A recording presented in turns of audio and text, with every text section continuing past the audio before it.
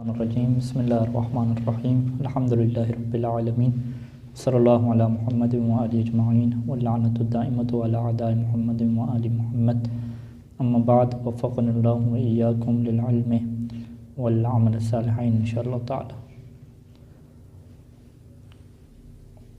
ولمعمول صفت المشبہۃ ثلاثۃ احوال، صفت مشبہ کا جو معمول ہوگا اس کو کیا اعراب دیں گے؟ کیا وہ فاعل واقع ہوگا، مفعول ہوگا، کیا واقع ہوگا؟ کہتے ہیں کہ صفت مشبہ کا جو معمول ہے اس کی تین حالتیں جو ہیں وہ استعمال ہوتی ہیں۔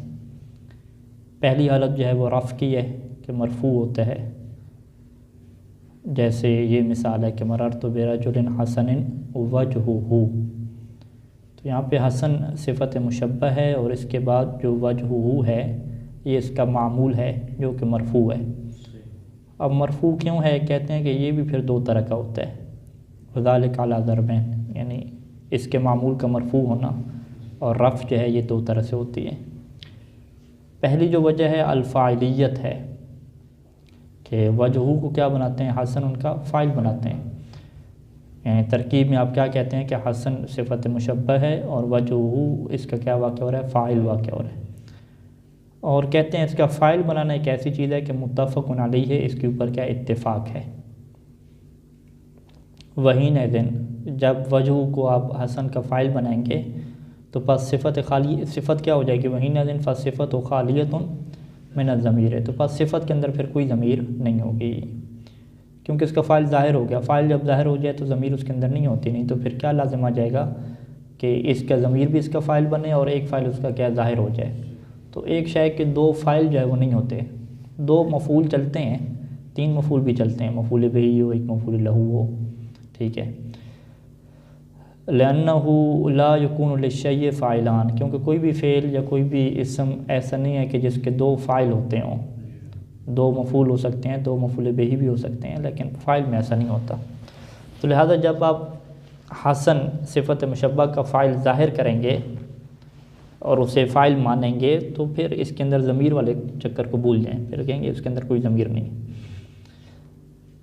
دوسرا جو ہے، دوسرا ان رفع دینا کس بنیاد پہ ہے؟ الابدال من ضمیر مستتر فی الوصف، کہ آپ وجہو کو وصف جو حسن ہے اس کا فاعل نہ بنائیں، بلکہ آپ کیا بنائیں؟ اسے کہیں کہ فاعل حسن کے اندر ضمیر ہی ہے، وجہ کیا ہو رہا ہے؟ یہ اس ضمیر کے بدلے میں کیا ہے کہ اسم آ رہا ہے، اس کا بدل واقع ہو رہا ہے۔ بدل کی وجہ سے بھی توابع میں آئے گی کہ الابدال من ضمیر، کہ آپ اسے اس ضمیر کا بدلہ قرار دیں کہ مستتر فی الوصف، جو وصف کے اندر کیا ہے؟ چھپا ہوا ہے۔ تو وصف کے اندر جو چھپا ہوا ہے وہ فاعل واقع ہو جائے گا اور یہ کیا واقع ہو جائے گا؟ اس کا کیا ہے؟ بدل واقع ہو جائے گا۔ تو بدل چونکہ تابع ہوتا ہے اعراب میں اسی کے ساتھ، تو چونکہ فاعل مرفوع ہوتا ہے تو لہٰذا اس کا بدل بھی کیا ہو جائے گا؟ مرفوع ہو جائے گا۔ اس میں کہتے ہیں کہ اختلاف ہے، اس میں یعنی متفق علیہ یہ بات نہیں ہے، اس میں اختلاف ہے، اور جو فارسی نحوی ہے اس نے جو ہے وہ اس طرح کی ترکیب کرنے کی اجازت دی ہے، اجازت ذالک الفارسی ہو، اور اس نے دلیل بھی دی ہے اس بات کے اوپر، کیا ہے کہ قرآن مجید کی آیت بھی ہے ہمارے پاس، وخرج علیہ قولہ تعالی، اور اس نے اس کے اوپر خارج کیا ہے، تخریج کیا ہے اسی ابدال والی ترکیب کے اوپر اللہ تعالیٰ کے اس قول کو، جنات عدن مفتحۃ لہم الابواب، تو اس نے کہا کہ یہ جو الابواب مرفوع پڑھا گیا ہے، یہ جو مفتحۃ ہے اس کو اس نے مانا کہ یہ جو ہے وہ صفت ہے، یہ اس میں مفعول نہیں ہے، ٹھیک ہے جی۔ صفت کیوں ہے؟ کیونکہ یہ جنات کی کیا ہے؟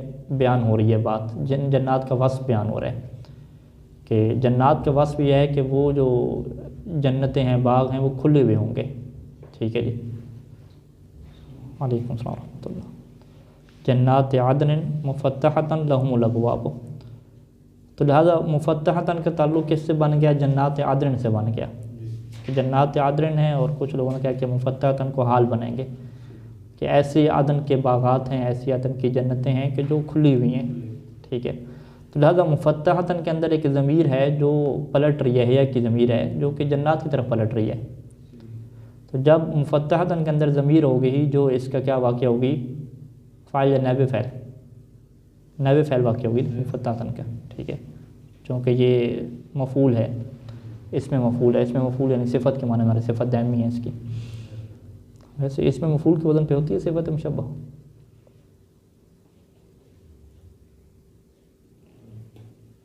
یہ بھی عجیب بات ہے. صفت مشبہ کا شاید وزن ہو اس میں مفعول والا، کیونکہ اگر ہم صفت کے اعتبار سے دیکھیں گے کہ وہ صفت میں ثبوت ہوتا ہے نا، تو وہ جی جنت ایسی ہے کہ جو کھلی ہوئی ہے، جس کی صفت ہی ایسی ہے کہ پہلے سے کھول دی گئی ہے. تو جب مفتحتاً کے اندر ضمیر اس کا نائب فعل بن گیا تو پھر الابواب کیا بنے گا؟ تو انہوں نے کہا کہ پھر الابواب کو اس کا کیا بنائیں گے جی؟ بدل بنا دیں گے اس ضمیر سے، ٹھیک ہے. تو اگر یہ پہلی فاعلیت والا معنی کریں تو ہم کیا کہیں گے کہ ہم کہیں گے الابواب مفتحتاً کے اندر ضمیر نہیں ہے، مفتحتاً کا خود الابواب کیا ہے، اس کا نائب فعل واقع ہو رہا ہے، ٹھیک ہے. یعنی مفتحتاً ہمارے پاس اس میں مفعول آ گیا، لہم جار مجرور اس کے متعلق ہو گیا، اور الابواب جو ہے وہ اس کے لیے کیا ہو گیا جی؟ نائب فعل ہو گیا، سیدھا سیدھا، بدل کے چکر ہی نہ بنائیں. لیکن فارسی نے کیا کہا؟ فارسی نے کہا کہ فقدر فی مفتحتاً ضمیرا مرفوعا، کہ اس نے مفتحتاً کے اندر ایک ضمیر کو مقدر کیا کہ جو ضمیر مرفوع تھی، اور مرفوع کس بنیاد پہ تھی کہ وہ نائب فعل واقع ہو رہی تھی، مفتحتاً ہے کہ نائب فعل ہوگی. جب اس کے اندر ضمیر آ گئی تو بعد میں اب نائب فعل تو نہیں آ سکتا. کہتے ہیں کہ وقدر الابواب مبدلۃ من ذلک ضمیر، اور اس نے کہا کہ جو ابواب آیا ہے یہ اسی ضمیر کا کیا بدل ہے، اور بدل بھی کون سا بدل ہے؟ بعض من الکل، کہ پہلے بات ہوئی ہے کہ پوری جنت کھلی ہوئی ہوگی، تو ابھی اس کا بدل آ گیا کہ جنت کے دروازے کیا کھلے ہوئے ہوں گے. تو یہ یعنی مجبوری کیوں پیش آ رہی ہے؟ اس وجہ سے کہ کیونکہ جو مفتحتاً کو ہے وہ جنات کے ساتھ جوڑ دیا گیا ہے. جب مفتحتاً کو جنات کے ساتھ جوڑ دیا گیا ہے تو اس کو یعنی لوگوں نے کیا بنا دیا ہے کہ جنات کے لیے انہوں نے حال بنا دیا کہ وہ جنات عدن ایسی ہوں گی کہ وہ کھلی ہوئی ہوں گی. تو جب اس کو وہ حال بنائیں گے، جنات کے لیے جوڑیں گے، تو پھر اس کے اندر ایک ضمیر ماننا پڑے گی جو جنات کی طرف پلٹے، یہ چکر چلانا پڑے گا. جب یہ چکر چلانا پڑے گا تو پھر الابواب کو پھر بدل کی طرف ہی ہم جا سکتے ہیں، کسی اور طرف کیا ہے نہیں جا سکتے ہیں. یہ فارسی ترکیب، یعنی مفتحتاً کو منصوب کیوں پڑا ہے، اصل یہ چکر ہوگا نا سارے کے سارا. اگر اسی یعنی پہلے والے جملے پہ جو اسی کو ہم جنات عدن کہیں، جنات جو ہے یہ نسبی میں بھی کسری آتا ہے نا اس کا، الف اور تا کے ساتھ ہے، مسلمات کی طرح.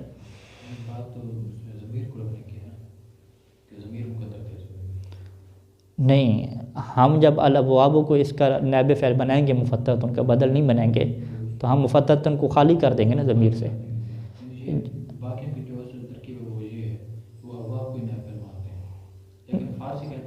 ہاں، وہ یہ فارسی یہ بات کیوں کہہ رہا ہے؟ وہ اس وجہ سے کہہ رہا ہے، وہ کہہ رہا ہے کہ اگر آپ الابواب کو نائب فعل مانیں گے تو مفتحتاً ضمیر سے خالی ہو جائے گا. جب یہ ضمیر سے خالی ہو جائے گا تو جنات عدن کے ساتھ اس کا آپ ربط کیسے پیدا کریں گے؟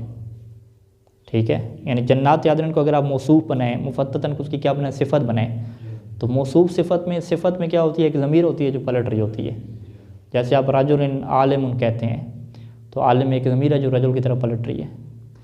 تو وہ کہتے ہیں جب آپ اسے موصوف صفت بناتے ہیں، مفتحتاً کو منصوب پڑھا گیا ہے قرآن کی قرات میں، ٹھیک ہے. اگر تو جو ہے وہ مفتحتاً پڑھا جاتا ہے یا ہی مفتحتاً یا اس طرح کی ہے جہاں پہ معذوف مانتے کوئی اور چکر ہوتا، پھر آپ کہتے ہیں جب اس کا ربط جنات عدن کے ساتھ بن گیا تو اس کی ضمیر پلٹ گئی جنات کی طرف. جب اس کی ضمیر جنات کی طرف پلٹ گئی تو پر ضمیر اس کا نائب فعل ہوگی. پھر الابواب کو آپ کیا بنائیں گے؟ اس کا بدل ہی بنانا پڑے گا، اور کوئی آپشن نہیں ہے. تو یہ یعنی فارسی یہ کہہ رہا ہے، فارسی کہہ رہا ہے کہ چونکہ اس کے جنات عدن کے ساتھ ربط بنانا پڑے گا ہمیں ہر صورت میں.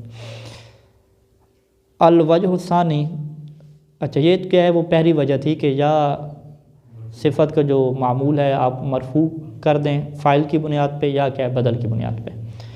دوسری وجہ کیا ہے کہ النصب، اس کے معمول کو آپ نصب دیں. فلا یخلو، اب نصب کس بنیاد پہ ہوگی وہ بھی بیان کریں گے. کہتے ہیں کہ اب نصب جو ہے وہ خالی نہیں ہے. فلا یخلو یعنی فلا یخلو النصب یا فلا یخلو المعمول، آپ یوں کہیں. ہاں فلا یخلو المعمول، فلا یخلو معمول و صفت ہے، صفت کا جو معمول ہے یہ خالی نہیں ہے کس بات سے کہ اما یکون نکرتن، کہ یا تو صفت کا معمول خود نکرہ ہوگا، نکرہ ہوگا، جیسے آپ کا یہ قول ہے وجہن، ٹھیک ہے، وجہن کہاں پہ ہوگا؟ مررت برجل حسن وجہن، وجہن سیدھا پڑھتے ہیں، او معرفتاً، یا جو ہے وہ یہ جو معمول ہے یہ معرفہ ہوگا، جیسے الوجہ پڑھیں، مررت برجل حسن حسن الوجہ، ٹھیک ہے جی۔ فإن کان نکرتاً، اگر یہ نکرہ ہے تو پھر اس کو جو نصب دینا ہے وہ دو وجوہات کی بنیاد پہ ہوگا۔ پہلی وجہ کیا آئے گی؟ التمییز، یہ پھر تمییز کی بنیاد پہ کیا ہے یہ نصب ہوگی، جو کہ راجح ترین کا نظریہ ہے۔ تو وہ جو کل والی مثال تھی اس میں یہی پھر آئے گی کہانی، مررت برجل حسن وجہن، تو وجہن کو آپ نے وجہن کیوں پڑھا؟ مفعول تو واقع نہیں ہوگا، ٹھیک ہے، تو ہم کہیں گے یہ حسن کی کیا تمیز ہے؟ ایسا بندہ جو خوبصورت تھا، کیا خوبصورت تھا؟ آگے آگے وجہن منہ، کہ اس کا چہرہ کیا خوبصورت تھا، تو اس نے اس خوبصورتی کو کیا کھولا ہے، بیان کیا ہے۔ پہلے چیز مبہم تھی، ٹھیک ہے، میں ایسے مرد کے پاس سے گزرا جو خوبصورت تھا، کیا چیز خوبصورت تھی، تو وجہن جب کہہ دیا تو اس کا مطلب ہے کہ وہ چہرے کی بات کر رہا تھا۔ دوسرا کیا ہے کہ ان یکون منصوباً، کہ اسے آپ منصوب بنائیں لیکن مفعول بہی آپ نہیں بنا سکتے، ٹھیک ہے، میں ایسے مرد کے پاس سے گزرا کہ جس نے اپنے چہرے کو خوبصورت بنا لیا تھا، ٹھیک ہے، تو کیونکہ چہرہ کی جو خوبصورتی ہے یعنی نیچرل بیوٹی کی بات ہو رہی ہے وہ اللہ کی طرف سے ہوتی ہے، ٹھیک ہے، تو جب وہ اللہ کی طرف سے ہوتی ہے تو پھر انسان کیا اسے نہیں بناتا، انسان اس حسن کا فاعل واقعہ نہیں ہوتا، تو لہٰذا وہ جو چہرہ ہے وہ مفعول واقع نہیں ہوا اس انسان کے لیے، وہ اللہ کے لیے مفعول واقع ہوا ہے کہ اللہ نے اسے ایسے بنایا ہے۔ تو لیکن ہم یہ کہتے ہیں کہ چلیں آپ تشبیہ دے دیں مفعول بہی کے ساتھ، کہ آپ یہ کہیں کہ اس نے کیا ہے چہرے کو اپنا خوبصورت بنایا ہے، ایک شباہت کے طور پہ کہہ دیں، مجازن کہہ دیں، حقیقت میں اپنے ایسے نہیں کہہ سکتے۔ تو یہ بات بڑی مشکل ہو جائے گی کہنا کہ میں ایسے بندے کے پاس سے گزرا کہ جس نے اپنے چہرے کو خوبصورت بنایا تھا، اور وہ اگلا سوال کرے کہ کون سی خوبصورتی آپ مراد لے رہے ہیں، اور وہ کہے کہ میں نیچرل بیوٹی کی بات کر رہا ہوں قدرتی طور پہ، تو وہ کہے گا یہ پھر کیسے ہو سکتا ہے کہ قدرتی طور پہ اس نے اپنے چہرے کو خوبصورت بنا لیا، یہ نہیں ہو سکتا۔ تو لہٰذا آپ اسے کیا مفعول بہی کے ساتھ کیا تشبیہ دینی پڑے گی، ٹھیک ہے۔ تو یہ جو حسن اور وجہ کی مثالیں ہیں یہ وہی اسی کی مثالیں ہیں، نیچرل بیوٹی کی مثالیں ہیں، آج کل والی نہیں ہیں۔ آج کل کی مثال کے پھر ہم کہہ سکتے ہیں میں ایسے بندے کے پاس سے گزرا جس نے اپنے چہرے کو خوبصورت بنایا ہوا تھا، تو یہ کہہ سکتے ہیں کہ ہماری مراد کیا ہو، میک اپ وغیرہ۔ تو یہ کیا ہے نسب دینے کی دو صورتیں ہیں، تمییز کی بنیاد پہ نسب دیں تو یہ سب سے بہتر کام ہے، یہ چلے گا، نیچرل بیوٹی میں بھی چلے گا، آرٹیفیشیل میں بھی چلے گا۔ اور منصوب والی جو بات ہے یہ پھر نیچرل میں مشکل ہو جائے گی، نیچرل میں پھر آپ کو وہاں پہ تشبیہ بالمفعول کا لفظ استعمال کرنا پڑے گا کہ یہ مفعول بہی کے ساتھ ہم اس کو تشبیہ دیتے ہیں۔ تو پھر کیا ہو جائے گا، مررت برجل حسن، حسن کے اندر ایک ضمیر فاعلی ہو جائے گی، ٹھیک ہے، اور وجن کیا ہو جائے گا، منصوب ہو جائے گا، لأنہ مشابہ بالمفعول بہی، تو اس کا فاعل بھی ہو جائے گا، مفعول بھی ہو جائے گا ایک طرح سے۔ فإن کان معرفتاً، اگر یہ معمول کیا ہوا، معرفہ ہوا، تو تعین ان یکون منصوبا علی تشبیہ بالمفعول بہ، تو پھر تو یہ معین ہو گیا کہ آپ اسے منصوب پڑھیں گے اسی بنیاد پہ کہ آپ اسے مفعول بہ کے مشابہ قرار دیں، آپ اسے تمییز والا آپشن یہاں پہ یوز نہیں کر سکتے۔ اس کی وجہ کیا ہے کہ لأن تمییز لا یکون معرفتاً، کہ تمییز اور حال نکرہ ہوتے ہیں، یہ معرفہ نہیں ہوتے، تو ابھی تو الف لام کے ساتھ معرفہ آ گیا ہے۔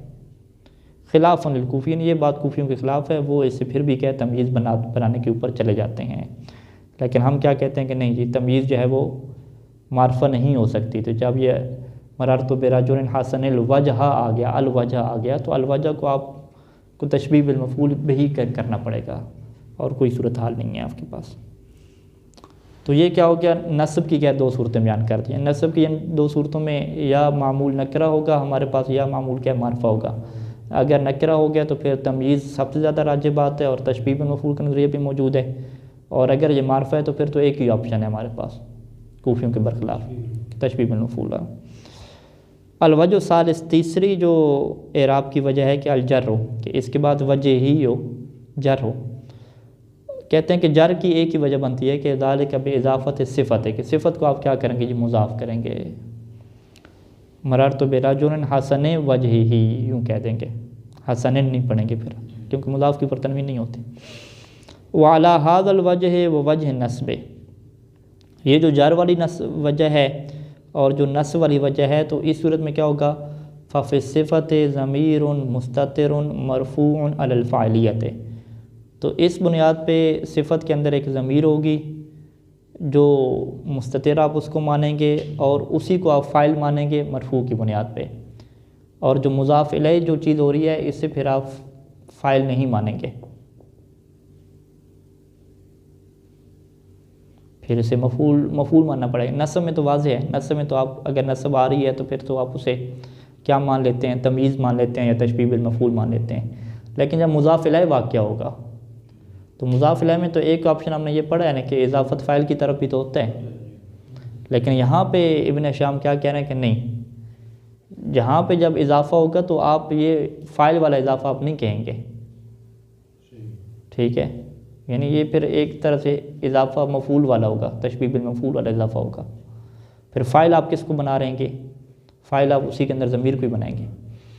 یعنی یہ جب ہم جملہ بولیں گے کہ حسن وجہہ مررت برجل حسن، مررت برجل حسن وجہہ، تو یہاں پہ حسن وجہی میں ہم حسن کو مضاف کریں گے وجہی کی طرف، اور حسن کے اندر ایک ضمیر مانیں گے جو اس کا فاعل واقع ہو رہی ہے کہ ایسا بندہ جو اپنے چہرے کو خوبصورت بنانے والا ہے. یوں ایک طرح سے ترجمہ ہو جائے گا، دقیق ترجمہ.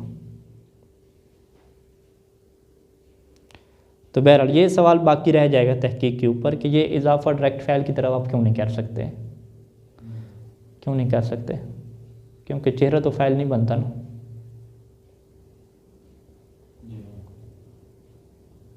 یہ فاعل بنتا ہے، چہرے کو فاعل بنا رہے تھے، تو چہرہ فاعل بن سکتا ہے نا. یعنی چہرے کا خوبصورت ہونا، چہرہ خوبصورت بنائے گا نہیں، چہرے کا خوبصورت ہونا تو یہ فاعل کی معنی ہے. خوبصورت حسن اس کے اوپر آ رہا ہے تو یہ فاعل کے معنی ہے. چہرہ خوبصورت یہ ایسی ہے جیسے وہ مر گیا، مات زیدن اس نے موت کو تھوڑی اپنے پر واقع کی ہے. ٹھیک ہے، اگر قاتل نفسہ کہیں تو پھر تو آپ کہہ سکتے ہیں مات زیدن میں زید فاعل واقع ہوا ہے موت کے لیے. ٹھیک ہے جی، ہاں اس سے جو چیز واقع ہوتی ہے یا اس کے اوپر واقع ہوتی ہے وہ بھی فاعل میں جاتی ہے نا، تو یہ بھی اسی میں جائے گا کہ حسن چونکہ اس کے اوپر واقع ہو رہا ہے تو لگ مفعول کی طرح رہا ہے سسٹم، لیکن پھر بھی کیسے وہ فاعل کہتے ہیں. تو یعنی اس بات کے پیش نظر پھر یہ سوال پھر یعنی پکا ہو جائے گا نا ہمارا کہ پھر ابن ہشام یہ کیوں کہتے ہیں کہ جی جب آپ جر دیں گے اور اضافہ کریں گے تو آپ اس کے اندر ضمیر مانیں گے، اس کو فاعل بنائیں گے. یعنی مضاف الیہ کو پھر آپ فاعل میں نہیں لے کر جا سکتے. دو فعل تو ہوتے نہیں ہیں، وہ تو ہم نے پڑھ لیے، دو فعل تو نہیں ہوں گے. جب ضمیر کو آپ فاعل بنائیں گے تو وعلی ھذا الوجہ، اعلی ھذا الوجہ کا کیا مطلب ہے، یعنی یہ جو جر والی وجہ ہے، جر والی وجہ اور نصب والی وجہ میں صفت کے اندر جو ضمیر ہوگی وہ فاعل کا مقام رکھے گی. جب صفت کے اندر ضمیر فاعل کا مقام رکھے گی تو وجہ ہی کہاں پہ جائے گا، جو جر کے ساتھ ہے، یہ پھر تشبیہ بالمفعول میں چلا جائے گا. ایسا کیوں ہوگا، وجہ نہیں بیان کی، تو شاید آگے آ جائے بڑی کتاب.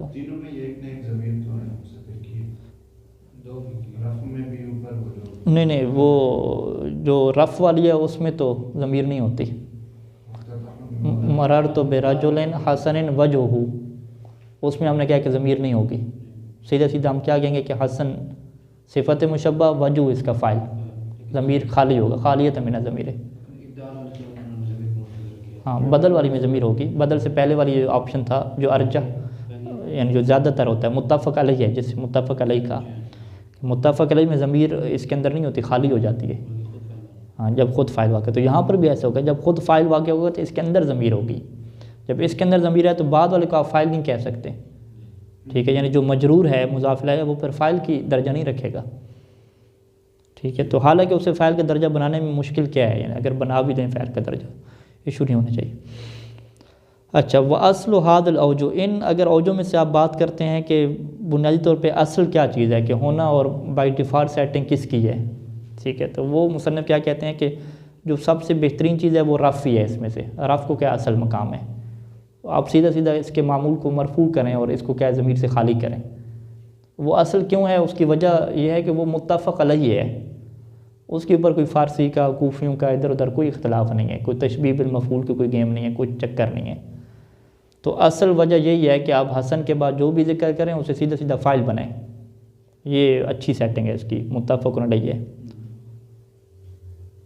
وَهُوَ دُونَهَا فِي الْمَعْنَى،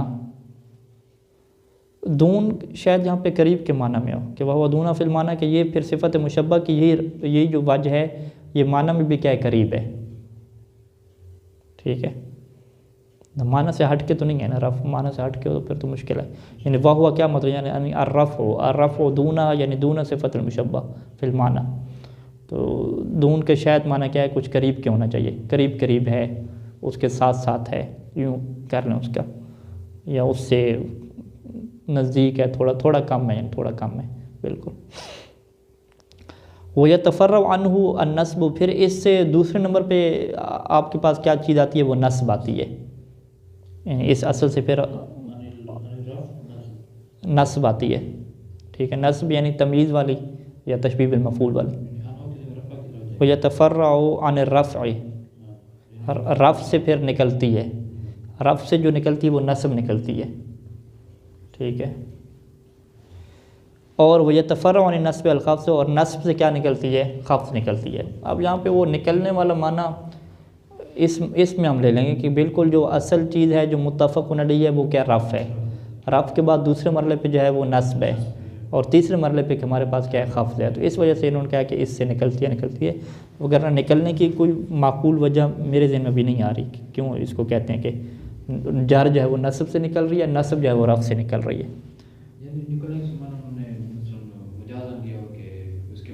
ہاں اس کے بعد والا وہی مجازن کا معنی لینا پڑے گا، وگرنہ اس کے علاوہ کوئی اور وجہ نہیں۔ تو صفت مشبہ کی بحث مکمل ہوئی، اب اس کے متن میں آ جاتے ہیں اور وہاں پہ دیکھتے ہیں کہ کیا شارٹ کٹتا بھی رہیں۔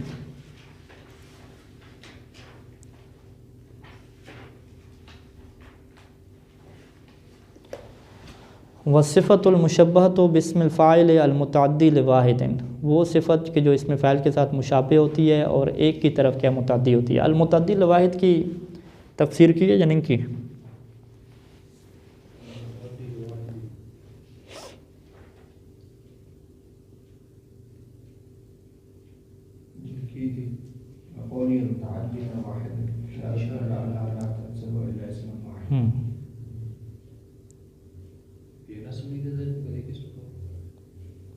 یہ فقط ایک اسم کو کیا نصب دیتا ہے، یعنی اگر اس کو آپ نصب بھی دلوائیں گے تو ایک ہی اسم کو نصب دے گا، ایک سے زیادہ کو نہیں دے گا۔ وہی جو ادھر کہا ہم نے حسن فعل کی طرح، یعنی فعل میں آپشن ہوتے ہیں، کبھی 2 کو بھی دے دیتے ہیں 3 کو، تو یہ ایک کی طرف کیا ہوگا، اس کا نظام چلے گا۔ تو باقی مشبہ باسم الفاعل کیوں کہا، اس کی وجہ کیا بیان کی تھی کہ اسم فاعل میں بھی حدث کا معنی ہوتا ہے، اس میں بھی ہوتا ہے۔ فرق کیا ہوتا ہے کہ وہ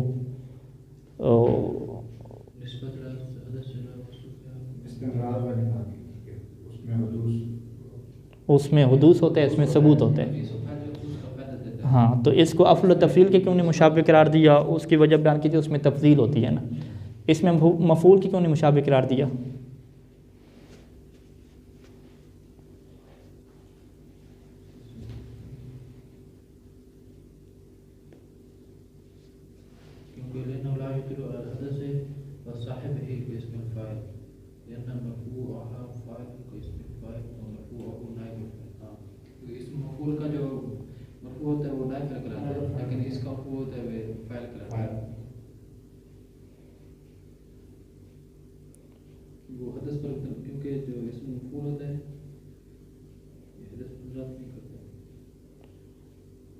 یہ وجہ نہیں لکھی انہوں نے، ہاں ولم تشبہ باسم مفعول، ہاں لأنہ لا يدل على حدث صاحب کے اسم الفاعل، اس میں مفعول جو ہے وہ صاحب حدث کے اوپر دلالت نہیں کرتا، ہاں یعنی وہ اس کے اوپر دلالت کرتا ہے کہ جس کو مار پڑ رہی ہے، جو مار دے رہا ہے اس پہ دلالت نہیں کرتا۔ جبکہ صفت میں ہمیں ایسی چیز چاہیے ہوتی ہے کہ ہم جب شجاع کہہ رہے ہیں، بہادر کہہ رہے ہیں، تو ہمیں وہ بندہ بھی چاہیے ہوتا ہے، ٹھیک ہے، تو مفعول کے ساتھ مشابہ کریں تو وہ بندی اس میں غائب ہے، ٹھیک ہے، لہٰذا اس وجہ سے اس میں مفعول کے مشابہ نہیں قرار دیا، اس میں فاعل کے مشابہ قرار دیا۔ اچھا جی، الصفۃ المشبہ باسم الفاعل المتعدی روایت، یہ واضح ہوگا. وہی صفت و المصوغۃ لغیر تفضیل لافادۃ ثبوت، تفضیل اس میں نہیں ہوتی، صفت جس سے بنایا گیا ہوتا ہے، تفضیل کے علاوہ کمپیریزم نہیں ہوتا ہے اس میں دوسروں کے ساتھ، اکبر اصغر کی بات نہیں ہوتی. اور ثبوت کا اس میں استفادہ ہوتا ہے، جیسے حسن ہے، ظریف ہے، طاہر ہے اور ضامر ہے. ضامر کا کیا مطلب تھا؟ دبلا پتلا. ولا یتقدمها معمولها، اس صفت کا معمول اس سے پہلے نہیں ہوتا، یہ تو واضح پہلے نہیں ہوتا. اس کی وجہ بھی بیان کی تھی کیونکہ یہ کمزور ہوتی ہے. ٹھیک ہے، فرع الفرع ہے نا، اس میں فاعل کی فرع ہے، تو اس میں فاعل بیچارہ اس وجہ سے عمل کر رہا ہے کیونکہ فعل کے مشابہ ہے. تو یہ فرع الفرع جو ہے وہ یہ اتنا پاورفل عمل کرے کہ اس کا مفعول پہلے آ جائے اس کے پر عمل کرے، یہ نہیں ہو سکتا. اور ولا یکون اجنبیا، اور یہ جو صفت ہے یہ اجنبی نہیں ہوتی. اجنبی کے مقابلے میں کیا چیز تھی؟ سببی. اور سببی سے مراد ہماری کتنی چیزیں تھیں؟ 3 چیزیں تھیں. ٹھیک ہے، یا تو اس کی طرف ضمیر پلٹ رہی ہو، یعنی اس کے معمول کے ساتھ ضمیر رکھی ہوئی ہو جو اس کی طرف پلٹے، یہ سبب بنے گا. اور دوسرا کیا تھا؟ سبب تین، دوسرا الف لام تھا.